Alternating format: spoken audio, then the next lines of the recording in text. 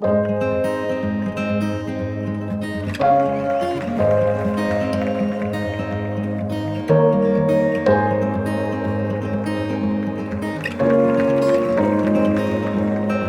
thank you all for inviting me up here to the frigid north. It's great to be with you. Actually, it's not much colder here than it is at our house. We're a lot more similar than dissimilar. We're at 2,000 feet elevation. That's what, 600 some meters. And our frost dates are May 15 and September 15. So it's amazing how similar we are, but it's a pleasure to be with you here. As I get older, I find I'm more and more interested in what went before. There's more before today in my life, and I find that as people age, often they become more interested in what happened before. A lot of times, orphans become much more interested in their biological parents, when there's been family issues when they're in their 40s than they were when they were teens. And I take great insight, I think, in history. And the older you get, you start seeing things repeat. You see political processes repeat, and you see the ebb and flow of economics. You can look back as you get older and we had depression here, and then we had, economic growth here, and we had depression, and you just see this. And we see that ecologically as well. And so I've developed this idea that's just out of my fantasy of what could I learn if I were a frog, and I were sitting on the edge of a pond, or maybe on a rock in the pond, 500 years ago, in North America, 500 years ago, what would I know about the earth? What would I know about ecology? What would I know about how things operate? Because I think that we tend to make things way more complex than they need to be. We take this elegant, beautifully functional ecosystem and we create, unpronounceable food. We create laboratory concocted, soil nutrients, and we flood everything with, deoxyhydro, 10 syllabic, whatever. Unpronounceable stuff. I mean, we love complicated things. In fact, on our farm, we do this really formal intern apprenticeship program. We've been doing it for 23 years. We've had a lot of wonderful young people through, and we love them to death. Just to show you how much we love them. Teresa says this is great. This is the way to have more kids and not get pregnant. So that's how we love our interns. But I can tell you this: there is no limit to the creativity somebody can express at lousing up something. And I think we humans are capable of the same thing, okay? We can louse up things. So just imagine, I want you to just imagine, and that's why I don't have a PowerPoint with this, because we're going back 500 years before PowerPoint. So just turn the cell phone off, just enjoy with me. I'm going to try to paint some word pictures. And just imagine that we are a frog on a rock in a pond 500 years ago in Quebec, before Quebec was Quebec. I call this principles of ecology. What would we know? The first thing that I would know as a frog sitting there on the pond is, wow, this ecosystem is full of animals. Oh, there comes the dragonfly. Oh, here comes a fly. Here comes a deer. Here comes a moose. Here comes a bison. Here comes a bobcat. Here, are you with me? I mean, one of the things you would notice is that there is that there is just a dramatic number of animals. And you realize, sitting back here looking at this, there is no animal-less ecosystem on the planet. And yet much of our modern agriculture assumes that we can take large slices of land and eliminate animals. And we can confine the animals in a little structure. Well, what do animals do in the ecosystem? Well, there are several ministries that they offer. One of them that I think is just so cool is that before we had manure spreaders and front end loaders and we could move stuff around, ecology took gravitationally moved biomass and minerals and soils that gravitationally moved down hills, and through herbivores and predation, the animals, the herbivores and the birds and things come down and eat in the fertile valleys, but then they don't feel safe in the fertile valleys because I'm down in here, something might get me. And so they go up on the hilltop to chew their cud, sit on a tree limb and sing and gizzard digest, whatever. And the animals were the way nature moved gravitational fertility downhill and moved it back uphill. Otherwise, there would have been a constant eons of drain of fertility to where now the ridgetops wouldn't have anything. So that's a really cool function of animals in the ecosystem. What's another one? Pruning. Anyone that studies grass, whether it's giraffes in the acacia trees or whether it's bison on the prairies or any of this, birds, it's pruning. And I use the term pruning on purpose, not grazing, because grazing is now politically incorrect. If you use the word grazing, then you're encouraging burps and farts and destroying the planet with grazing. So I don't use grazing, but pruning has a very positive connotation, because we all know that orchardists prune apple trees and viticulturalists prune vineyards, right? In fact, you would think that an orchardist who doesn't prune his apple trees and a viticulturalist who doesn't prune his vineyard, you'd think that person was negligent, wouldn't you? And so now when cows go out and prune the grass, we say they're evil, right? And so I use the word pruning on purpose. That's what this is doing. And it's done very strategically with, as we know, migratory choreography. I'm the frog sitting on my pond. Wow, look at this herd. I mean, can you imagine these herds of, we know that there were herds of 7 million bison in a group. I've got a diary of a guy in 1870 in Arkansas. He went up on this hilltop, he looked out, and the way they knew how big these herds were, they would ride up to the front of them, and then they would measure how fast they were moving, how many feet per minute, convert that to mileage, and then they'd time how long it took till the last one went by, and they could get a feel for this. And he said that this herd of bison was 50 miles long and 20 miles wide. Canadians, you're okay with miles? Are we okay? All right. 50 miles long, 20 miles wide, and he said, I could not see any prairie in between the animals.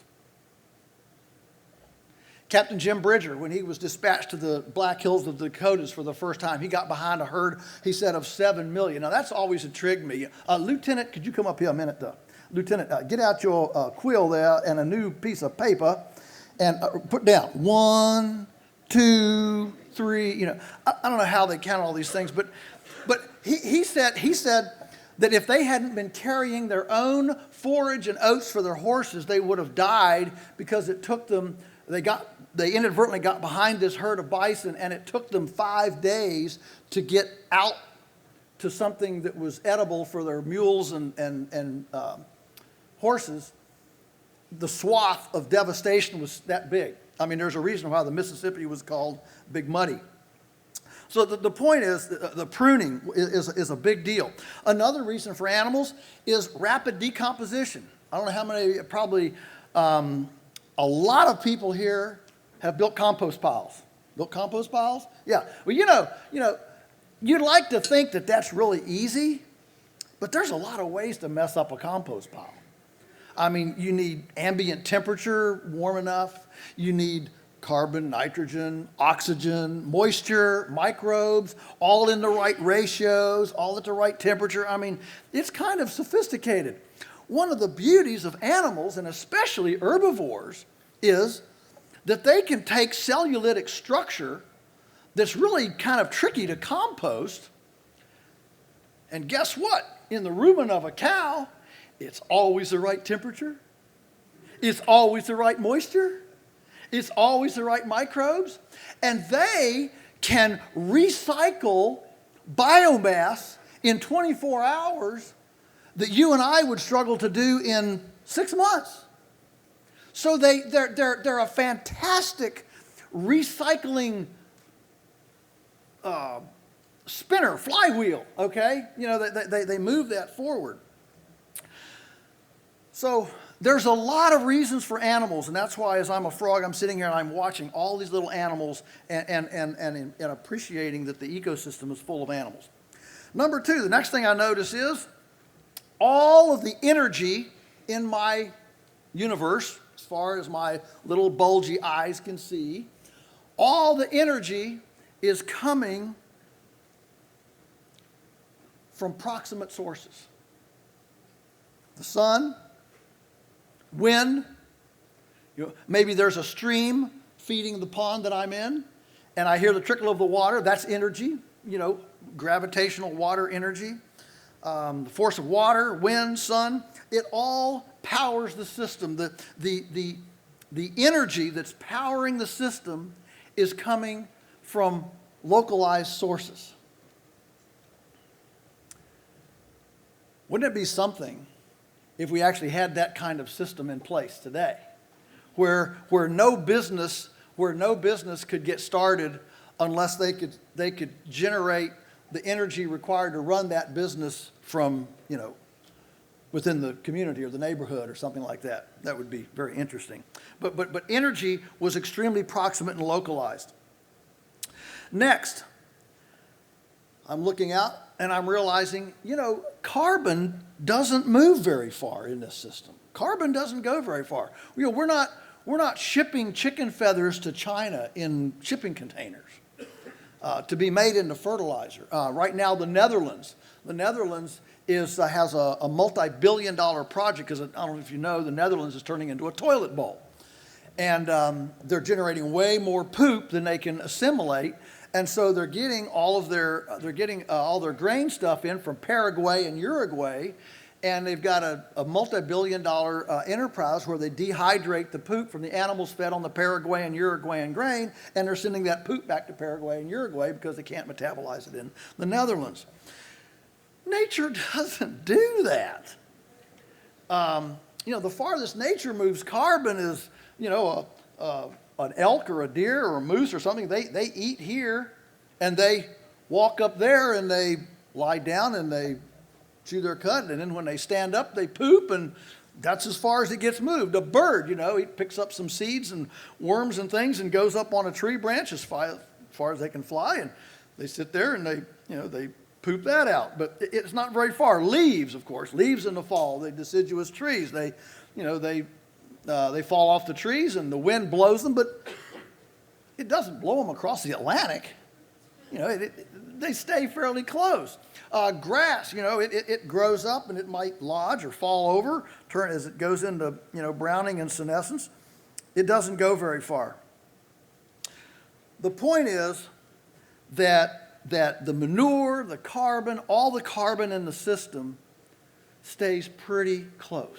It doesn't get moved around very far. So what we want to do at our farm is run it on in situ carbon that's on site. And so I think there are 3 good uses for petroleum. One is plastic pipe, so we can get water all over our farms to distribute water, so we can do management intensive grazing. Second one is for plastic for hoop houses, solariums, season extensions, all that. Every single house, north of the frost line in North America should have a solarium on the south side of it. And the third reason for petroleum use is for running chainsaws and biomass regeneration. Those are three good reasons for that. And so on our farm, we work a lot in the woods, and we chip, and I'll show you pictures of that in just momentarily. But the point is that when we say, no, we're not buying fertilizer, it doesn't mean we don't care about fertility. It means that we are investing in biomass, in carbon, as a carbon economy on the farm. So just imagine if every single farmer that was buying chemical fertilizer or other fertilizer, organic or inorganic or otherwise, from off-farm, if every farmer invested that fertilizer expense in situ carbon, chipping diseased, crooked trees, thinning the woodlots. As permaculture says, we need more forests and fewer trees. It doesn't mean you don't take in the solar energy. It means that the solar energy you take in is going on really productive, juvenile, growthy stock. Just imagine what that would do to our forests. In America now we're spending, $7 billion a year on wildfires. We could eliminate wildfires, take all that biomass. Instead of sending it up in smoke, we could do large-scale composting, and we could eliminate all of the fertilizer bill. And you know what's the coolest thing? It would give noble, life-affirming vocations to the 40% segment of the population that wants to work outside with calluses and blisters in nature. One of the biggest problems right now, you go to any business conference and are all sitting there wringing their hands. Can you believe there are still people around here who don't aspire to sit at the end of an expressway in a Dilbert cubicle for a Fortune 500 company punching numbers into cyberspace all day? There are people that don't want to do that. What's wrong with them, And you can go anywhere in the techno-sophisticated countries right now, and you can name your price if you know plumbing, electrical work, mechanics, how to build a deck on somebody's porch, how to fix a gutter. I mean, the fix-it, repair-it, the artisanal craft thing, what we condescendingly call blue collar, has been marginalized, and that whole sector of society has felt left behind, especially when they read that 50% of the jobs in the next 10 years have not even been invented yet with AI. And I'm going to tell you, people who like me, like to have dirt under their fingernails and calluses on their hands and splinters, we don't like the notion of an AI culture. And to have a carbon economy, suddenly you've got people out here tactily, viscerally interacting with nature on noble vocations and eliminating the entire chemical fertilizer budget, putting things on soil that actually grow earthworms, increase water retention, and create sacredness into our food and farm sector.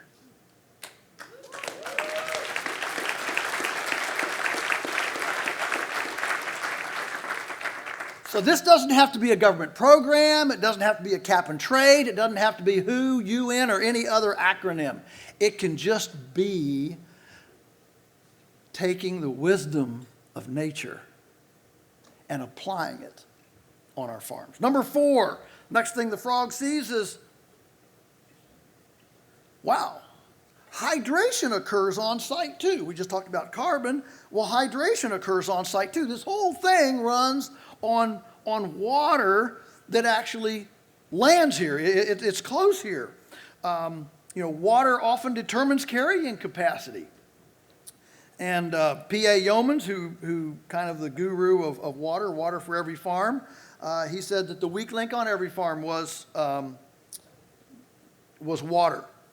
And water's a big deal now. I know here in this part of the world, you don't think too much about water, but let me tell you, you go west of the Mississippi, and everybody thinks about water every day. And the idea that we can actually hydrate the landscape. Well, how do we do that? Well, we have to realize that 500 years ago, 8% of North America was water. Today, it's 1% or less. Where'd we lose 7%? Beaver ponds. 200 million beavers.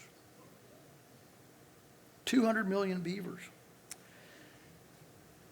Some of them, we know now by digging up their skeletons, some of them were as big as Volkswagen automobiles. How'd you like to come around a tree and meet that dude?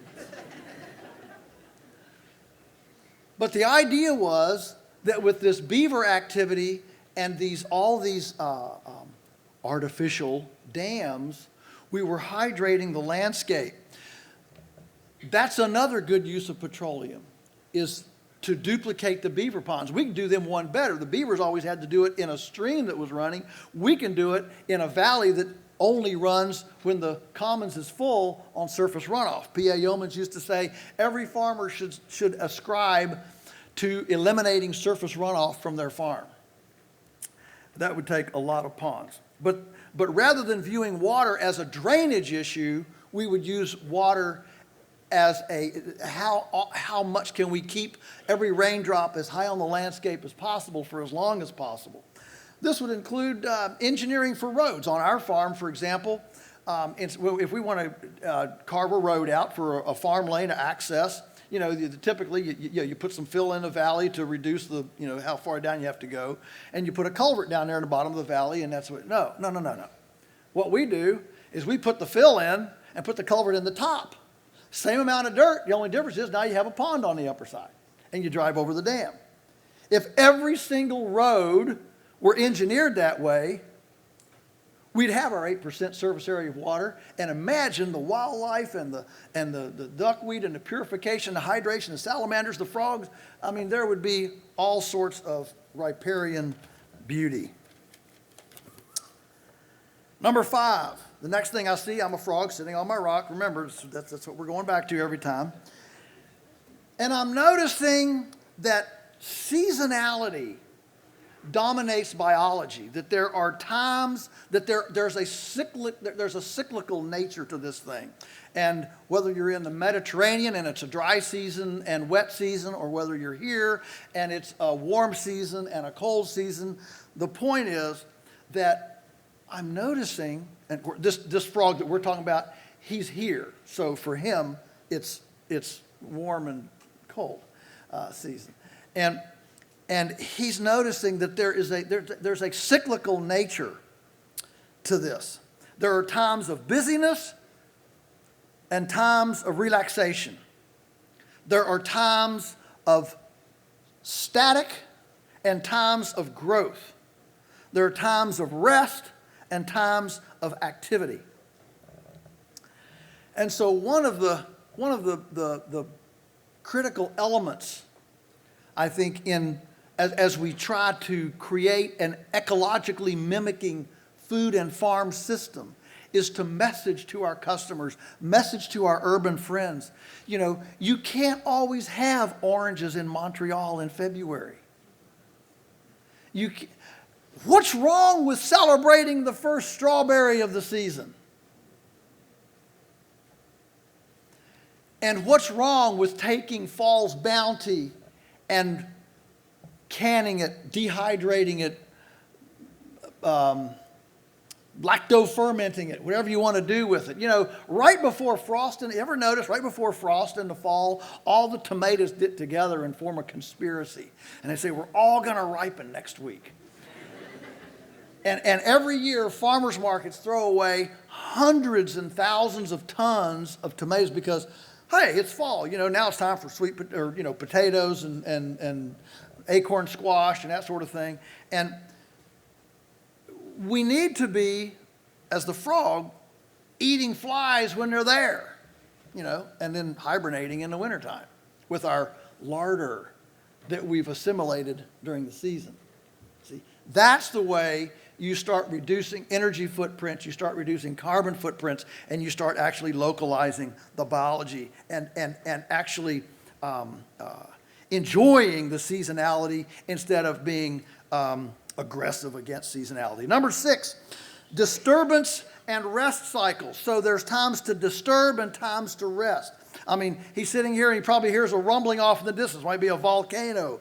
And he's sitting there on a pond, and sometimes he's got to swim for his life because a flood's coming through, a torrent. And then there's droughts. He's wondering, who is this? The pond going to hold out through the drought? And then he's sitting there one day, and here comes a fire. Then there's digging animals, and there's groundhogs, and there's all sorts of things that are digging around, muskrats around the edge. And this is ecological exercise. Okay? And there's disturbance and rest. And so there's a lot of activity going on. And of course, we humans now, we have the capacity to do a lot of activity, don't we, in the ecology? And we need to appreciate that for all of the negative disturbance that we've done in the past, we need to be carefully managing positive disturbance in the future. Too often, we have this notion that the best thing we can do is eliminate humans. And I get that we've done a lot of damage. I get that. So let's all, have our little session and repent in sackcloth and ashes for all that our forefathers have done. Now, get up and let's use our intellectual capacity and our mechanical ability to touch our ecological nest with humble caress. Number 7, next thing I see, I'm a frog looking out. There's no landfill. All the waste of one thing is the input for something else. You know what these things over here eat? Everything's eating something, and everything's eating and being eaten. Manure feeds the plants. The death, life, the death, life, decomposition, regeneration, death, life, decomposition, regeneration. This is foundational to ecology. This is the problem I have with all the, the folks that want to that say that call me a murderer because I raise livestock. This is the cool new religion. That's called I call it an urban disease. When the only animal you've ever touched is a pet dog or a cat or your gerbil or your pet cobra or whatever you have. Do you know that in the U.S. we spend more on medicine, on veterinary care, health care for pets than the entire continent of Africa spends on medical care for people?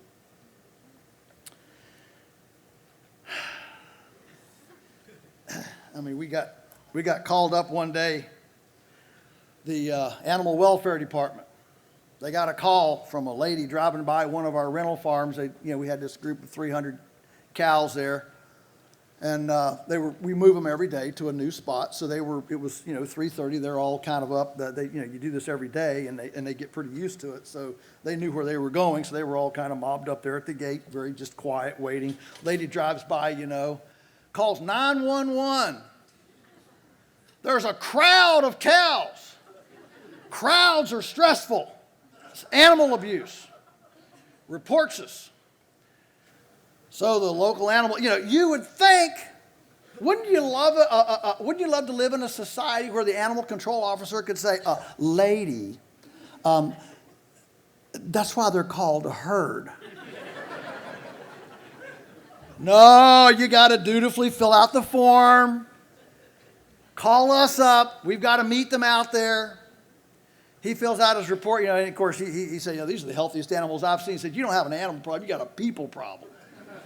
Yep, sure do. She was probably on the way to get her, Fifi the dog coiffed at the local dog cutting clinic. Hairdo, whatever, poodly. So he filled out his report, everything's cool.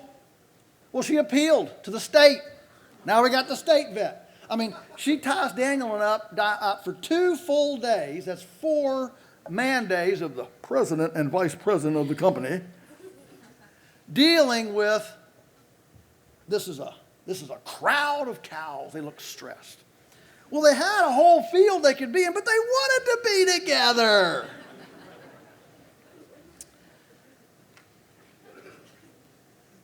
Here's the point. Ecological exercise is all about these whole, death, life, the ultimate cycle, all right? There is no away in nature. Everything gets reused on site, and it's all cyclical and not linear. Number 8, the processes are driven by local information. All the processes are driven by local information, okay? So the genetic, the epigenetics, the DNA, all this all responding here fairly locally. It's indigenous adaptation, and so what you have are species that are adapted to that area, and you have adaptation of species to that area. And it's all about what fits for here. It's bounded by the local nestness, okay, the local umbilical, if you will.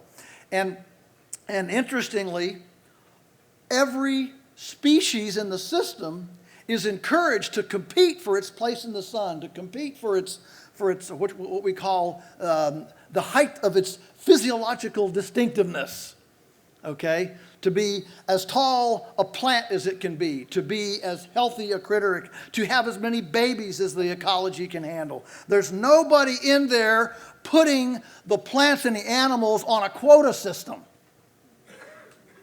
Oh, that came from left field, didn't it? Nobody is imposing from the government, no, we're only going to have 10 cattails, we're going to have 3 beavers, and we're going to have 4 deer, and no, only 2 bison can come and drink at a time. And frog, you can only have 100 babies, tadpoles. Nobody is putting limitations. The whole thing is about individual decisions and finding what works for me. The plants don't eat the same thing that the fish eat. The fish don't eat the same thing that the frog eats. The frog doesn't eat the same thing the bison eat. It's each one exercising its own fit and freedom. It's not some bunch of bureaucrats telling us that we can't have raw milk. It's not somebody telling us that we can't produce but this and that or the other thing, or we can't have our freedom. The problem with these food regulations is that you've got all this orthodoxy coming down from the bureaucracy telling us what you can and can't have. And I've found out that most of what's stamped with the government-approved stamp is not good for me. I mean, we can feed our kids 3 bottles of Mountain Dew every day, but a teaspoonful of raw milk is a dangerous substance. So whatever happened to individual freedom? That's what the frog sees. The frog sees all these plants and animals, jockeying for their own individual place and freedom and what works for me. I say whenever the government gets between my lips and my throat, that's an invasion of privacy. Number 9. I'm looking out and I'm the frog sitting here, and what I see 98% of everything I see in plants are perennials. They're not annuals. They're perennials. Now, does nature have annuals? Absolutely, there are annuals. But they're short-termers. I mean, by definition, an annual is a short-termer, right? Why does nature push itself toward perennials? Well, because the energy flow is different. A perennial has to maintain livability as a plant. The annual maintains livability by putting all this energy in a seed. And so an annual tends to extract energy from the soil and put it in a big plump, squash or watermelon or barley seed or whatever, and hope that big yummy thing is going to, perpetuate its life. Whereas a perennial it's stuck to this place, and it's got to maintain a root ball and a root mass and a savings account of carbohydrates in the ground with enough trading equity. I always look at the soil as a kind of an underground commercial food bazaar. The actinomycetes comes up and says, "Hey, I got 2 borons here in my pocket. I'll trade you for a little shot of that polysaccharide, from your root hair." I always think about Star Wars when Luke Skywalker goes to that spatial bazaar, and he's trying to negotiate for a fast vessel, and he runs into Han Solo, who has the Millennium Falcon. And there's that entertainment band, of aliens that all sitting there, playing their, that's the way I see the soil going. It's like this big underground banquet hall, and everybody's trading out. It's like a big potluck, and they're all working together. But the perennials put a lot of stock in that soil bank account, that equity there, in order to stay alive. And so, if we want a truly healthy system, that means we begin reducing corn and soybeans and sugar and wheat and rice, and we move toward perennials. Now, I didn't say criminalize them. I didn't say demonize them. What I said was that we begin moving away. And when you realize that there's not an herbivore on the planet that needs 1 bite of corn, ever, or a soybean, well, that would drop 30% of all the grain production right there. And then if all the chickens and all the poultry were integrated with our food scrap problem and our whey problem, and the pigs, the omnivores, if they were integrated with our food system, that would drop another 40 to 50%. You start dropping that off, and then how many ho-ho cakes and Little Debbie's and wheat bars can you eat? And you finally end up with, well, guess what? We could probably get by on about 1/7 the grain that we currently produce. And if we did that, we could actually go back to historical crop rotations where you had a lot of pasture. See, before very recent days, a farm had to keep at least 1/3 of its land in perennial forages to feed its energy, which came from draft animals. Horses, mules, oxen, they're all herbivores. So 1/3 of every farm acreage was in perennials inherently to produce its energy, its draft power. Today, with petroleum, we've been able to pull the plug on that boundary and that ecological boundary and eliminate that, and we can plant fence row to fence row. So, the reason that herbivores and seafood were the foundation of nutrient-dense indigenous diets is because those were the things that didn't have to be planted.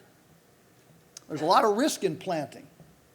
Did they have? Yeah, they had corn, they had squash. We had the 3 sisters. That we had that, but they were not the foundation of the system. The system depended on herbivores and seafood because the planting was unnecessary.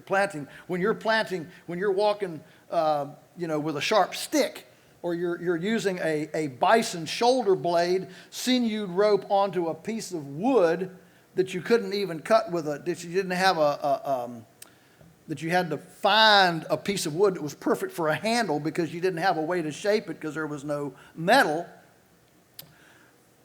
Tillage was pretty difficult. So if you had a 1/4 acre cornfield, it was a lot of corn. Okay? Not like today.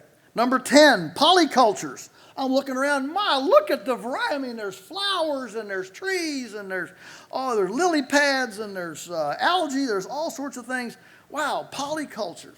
It's all about diversity, multi-species, everything. Look at all the different animals that are coming in. Look at all this different. It's all about symbiosis and synergy. It's complex relationships. These block pathogens and they create stability in the system. One of the rules of pathogenicity in factory farming is one of the problems is that there's never a break from the host.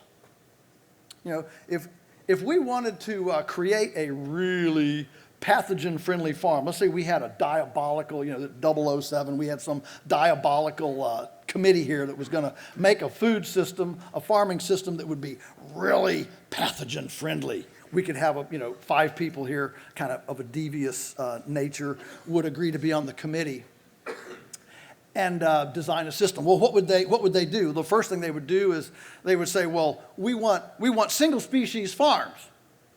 We don't want pigs on a dairy, and we don't want cows in an orchard.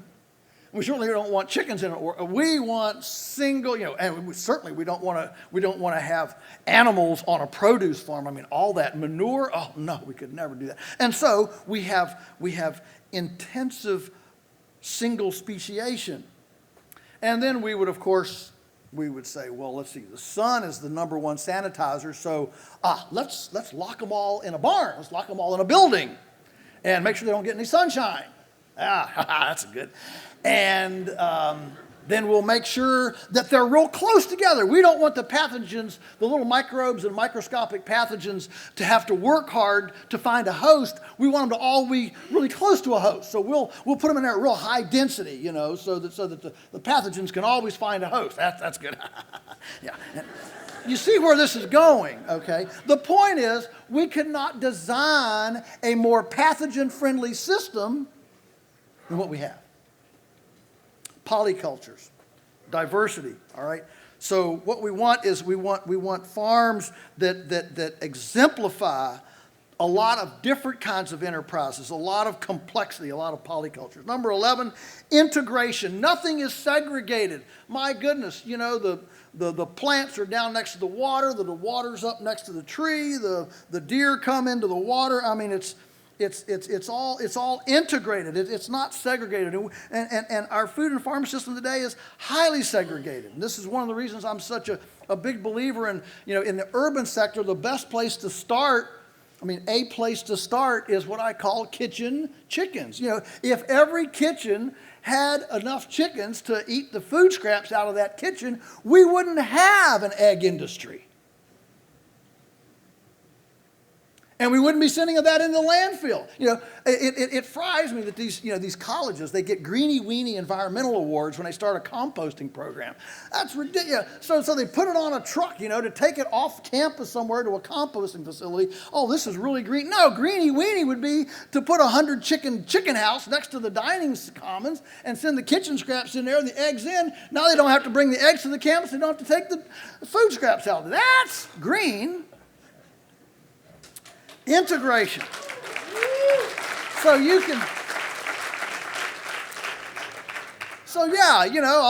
got your dog and your cat. Throw out the dog, the cat, the gerbil, and the pet snake.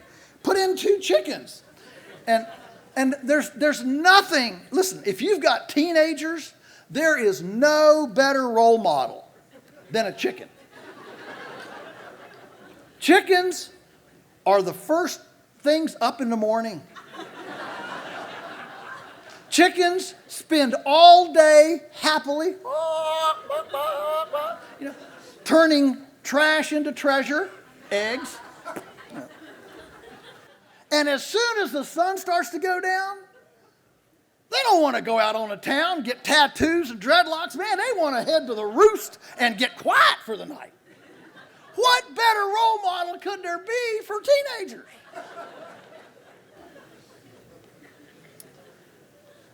Part of this is honoring the components, all the workers, the animals, the plants, and the people. And I think it's unfortunate that too many times in organic certification, our discussions, we don't talk about developing processing facilities and farming facilities and food facilities that actually create human affirming places for people. And we still have, animal welfare certified chicken done by people that can't survive on their wages. That's segregated thinking. Are you with me? So we want to integrate our thinking throughout the system. And finally, number 12, and I'm done with this, is I notice I'm a frog sitting on my rock I'm looking at, and I notice everything is participating.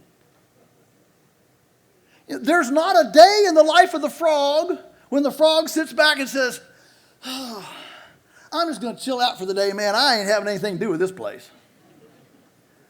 The frog never says that. The tomato never says that. The cattail never says that. The dragonfly never says that. Every component of the system is participating. Nothing gets to disconnect. And this is where I really come down on non-farmers. Now, all of us farmers, yeah, we buy food. I buy food. I'm sure all of you that farm, you don't grow everything that you eat. But the people who don't farm, commonly called consumers, which nobody likes that word, but I'm just going to use it for sake of, so we know what we're talking about. Ultimately, they hold the key to sustainability and to what kind of farming we're going to have. People say, well, how do you get farmers to do this? You get people to demand it. And what do we do? What do we have to message? Those of us that are marketing and messaging and we have a clientele and we're in this space, we have to incessantly be cheerleaders for participants in the system. You can't just do the same thing and expect a different result. Whatever you don't like about the system, whether it's animal welfare, soil erosion, climate change, whatever you don't, nutrient deficiency, autism, name your problem, name your indictment of the dysfunctional system we have. It's not going to change until we all pull our weight participating in it. You have to come down out of the bleachers. You have to get in your kitchen. If you want integrity food, you got to turn off the freaking TV and put down the magazine about the Kardashians and become as interested in the fuel for your 3 trillion member internal microbiome as you do who's dissing who in the Kardashians this week. That's the truth. We all want a different reality, but we want the convenience of not having to put anything in it. Nothing works like that. I mean, didn't Albert Einstein said the definition of insanity is asking for different results, but doing the same thing, or something, permutation, that I probably butchered that, but you get the idea. So, participation means getting in your kitchen, getting jazzed up about domestic culinary arts. And this is not a sexist thing, by the way. Men can cook too. I cooked omelets for breakfast yesterday for Therese and I. That's the only thing I cooked, but I did. Do something yourself, even if it's a vermicomposting bed under your kitchen sink. And find your local food treasures. And that takes some doing. So that's what I've learned from the frog. Imagining what I would see as a frog sitting on a pond 500 years ago. It's probably not comprehensive. You might have come up with a different list. But I think it's healthy sometimes. In the complexity of life, in the frenetic, hurried, harried reality of life, right? To just sit back and imagine. Because these are the principles, these are the patterns, these are the templates that have guided us through history. And they've done very well. Thank you very much. Now, let's go right to slides. Okay, so the farms in Virginia's Shenandoah Valley were 175 acres of open land and 475 acres of forest land, so there's a lot of woods. We are certified bioterrorists. That's what we're called in the neighborhood. Because we all know that animals this neglected are harbors for pathogens and toxicity. All right, so just a couple of principles here. When we feed hay in the wintertime, this is the carbon economy. So those cows are dropping 50 pounds of material out their back end every day. I get so tired. People say, but cows are inefficient. Soybeans are more efficient. cows are inefficient. That's why they build soil.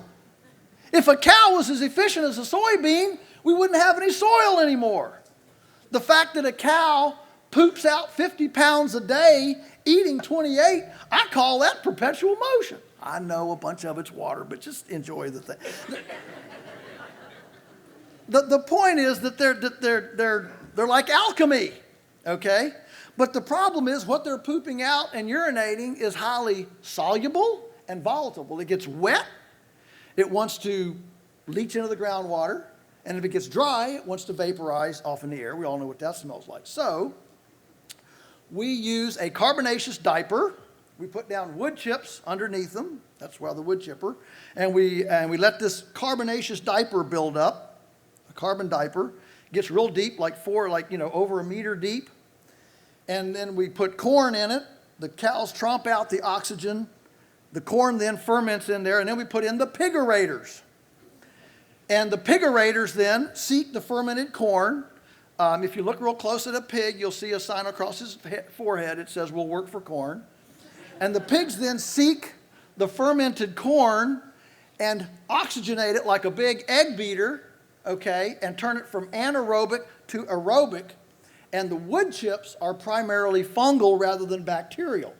And all the pig breath is moving around the spores and the microorganisms, so it actually makes much better compost than if you just used a big turner or didn't incorporate animals with it. So what I'm trying to show you now examples of how we've incorporated these principles that I shared with you from the frog, how they actually look on our place.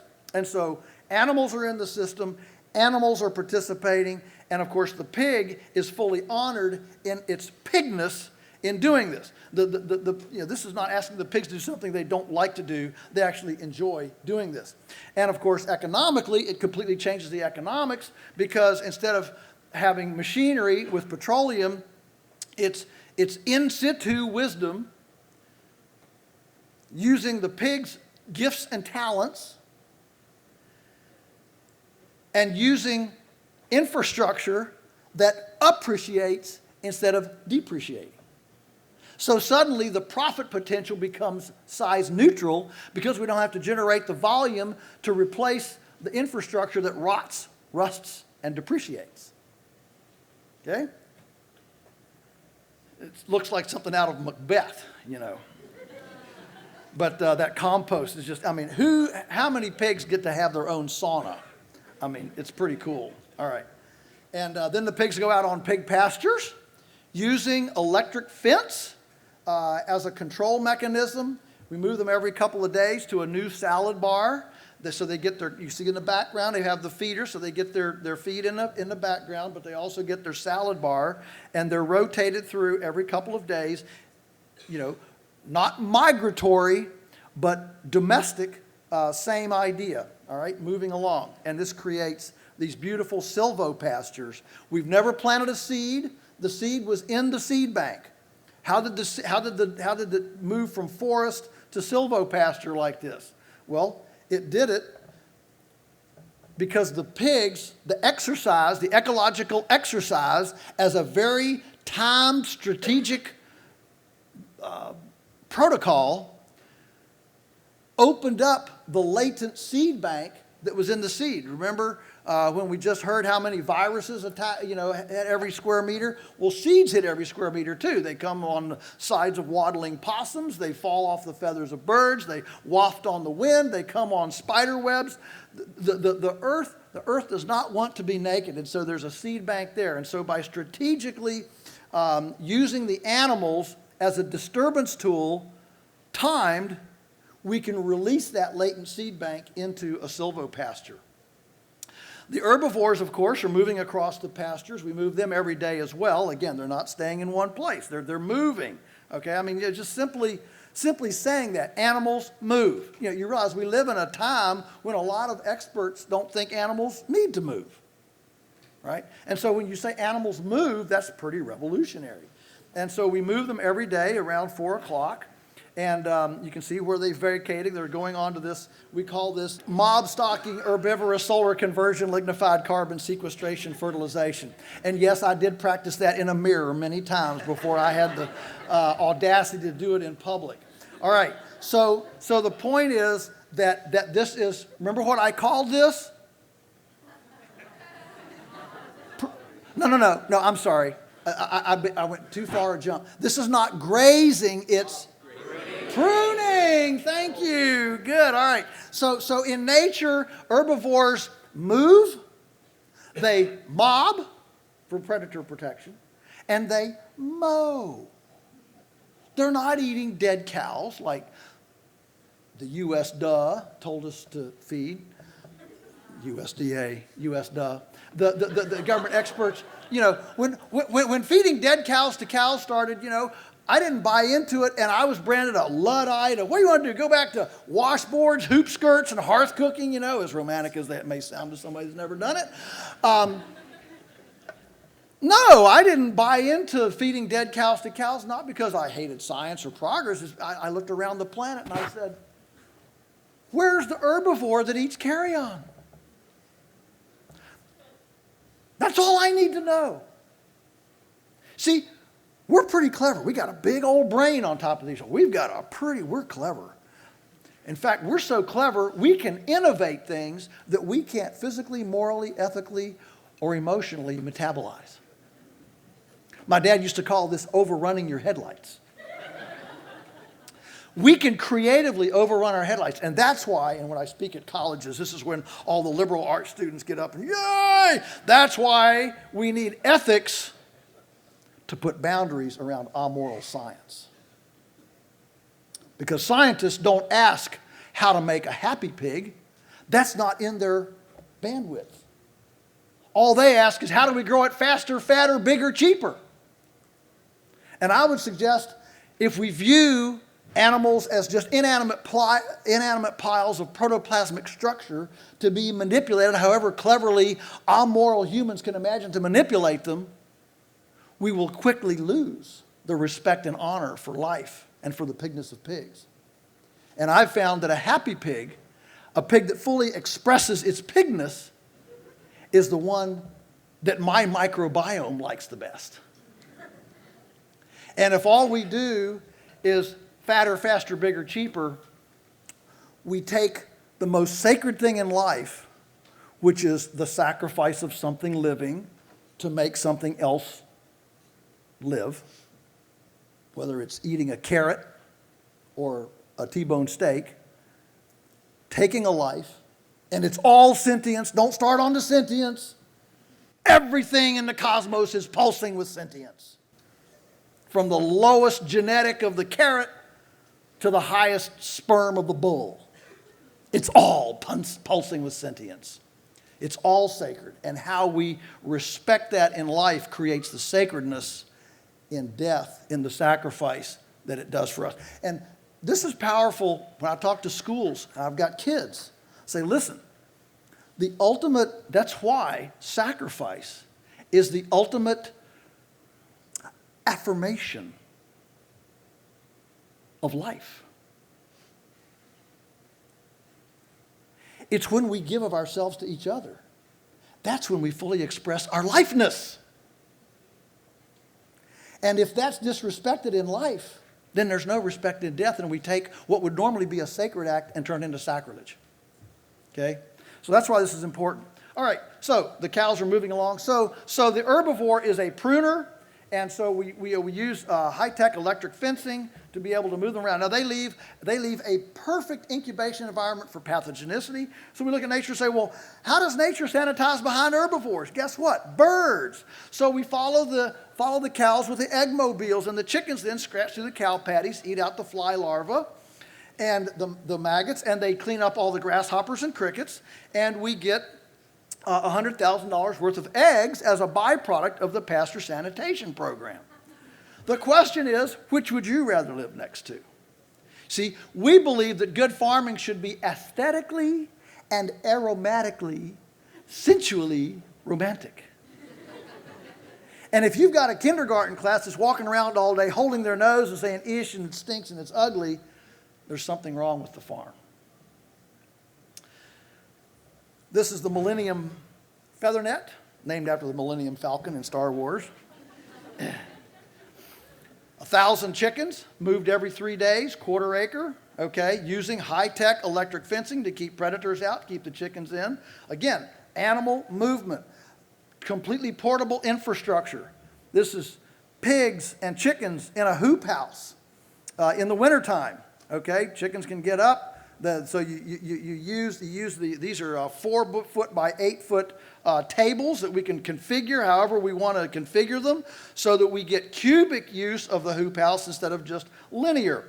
All right, but this is stacking. This is creating diversity, multi-speciation, and confused pathogens. When a chicken pathogen comes out next to a hog turd, the chicken pathogens hatch out and say, "Oh, Ethel, we're going to die. There's a pig." You know? And the same thing for the pigs. So we love confused pathogens. They never know what turd they're going to wake up next to. That's a powerful thing, okay? And then when all the animals come out, the debugged composted bedding can grow vegetables in the summertime, and we can grow lots of cool vegetables in the hoop houses in the summertime. Rabbits, they're in portable structures too. This is the hairpin, all right? It goes to the end of the field, makes a hairpin turn, comes back. This is rabbits, $40,000 an acre put through rabbits. This is the broilers, all right, chickens. These are meat chickens, all right, in portable floorless shelters that we move every day to a fresh spot. And so we run cows here, we run the egg mobiles here. You know, it's all choreographed. The chickens just move on to the next spot. One person can move 5,000 chickens in 60 minutes without starting an engine. In situ energy. Okay? People say, well, but this means more people have to be on a farm. And they say it with some kind of a curly-lipped condescension, like, I can't imagine what could be worse. Going backwards. I mean, have you ever heard a guidance counselor, high school, you go in, and, wow, you've got really good grades. You're smart. You should be a farmer. See, that's what I want to have happen. See, I'm waiting for the day when at the soccer game and all the soccer moms with their prodigies, my 5-year-old plays Beethoven's Fifth, and then they're all talking about their little child prodigies. And one of them has the audacity to say, well, my Jane is going to be a farmer. And all the other soccer moms say, wow, cool, I wish mine would. That'll be when we start having integrity food. All right, turkeys. Same deal. All right, gives us a chicken that's unbelievable. Germinating new young farmers. This is our most exciting thing now. Collaborating with new young farmers, doing other enterprises that complement, that fit with us. Whether it's dairy, the first one there was a dairy, the next one was a farrowing pig, this is a shiitake mushroom. These are all apprentice grads that have come through our program, and then they've launched their own farm enterprises as collaborators to do this. Here's one that started a school, we call it Grass Stains Tours, and this has grown up now to almost 100 tours a year. We have 15,000 visitors a year at the farm. Participation, folks. You got to get them out there. We know that when people come and visit the farm, they're never the same. Never the same. You can hear about it, you can read about it, you can think about it, you can look at it on a video, but until you come and you touch it, you sense it, you feel it, you smell it, it's not real. And when you internalize it as a participant, it's real. One of our favorite things is to do wellness fairs and food fairs where we take sausages, cook them on site, put them on toothpicks, and feed them to the children of vegetarians. We do urban buying club drop points. We service about 4,000 families in the urban sector. We service about 50 restaurants. We bring the chefs out to increase their thing. Their story, and what's it all for? It's about legacy. You know, we can talk about something as wonderful as soil for 2 days. But until we have an agricultural system that attracts the next generation into it, we're kidding ourselves.